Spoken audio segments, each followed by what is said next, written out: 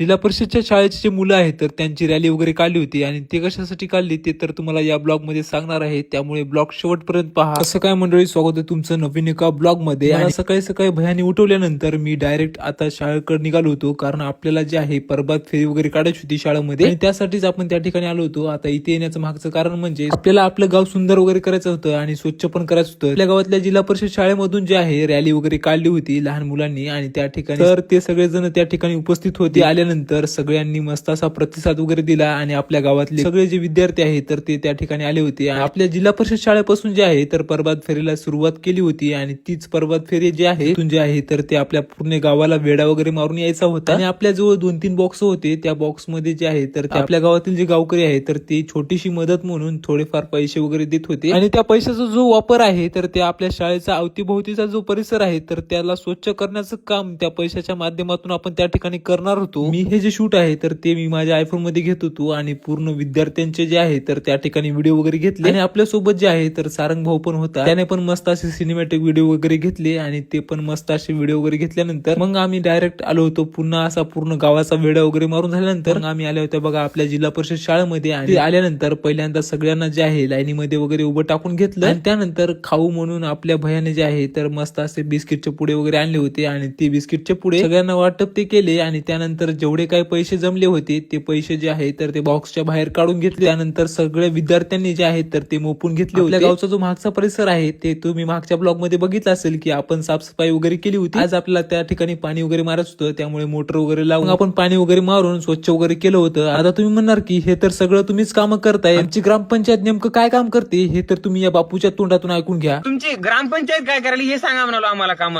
झाटा उपडाले काय करायला. आता हे बापू जे म्हणले होते ते तर खरंच आहे भावांनो, कारण आमची ग्रामपंचायत जी आहे तर ते हेच काम करते, त्यासाठीच आमच्या गावकऱ्यांना हे काम वगैरे करावं लागत आहे. बाकी तुमच्या गावामध्ये पण अशीच ग्रामपंचायत असेल तर नक्की कमेंट करून सांगा. आणि असेच ब्लॉग पाहण्यासाठी आताच आपल्या आयडीला फॉलो करून घ्या. चला तर मग भेटू पुढच्या ब्लॉग मध्ये. धन्यवाद.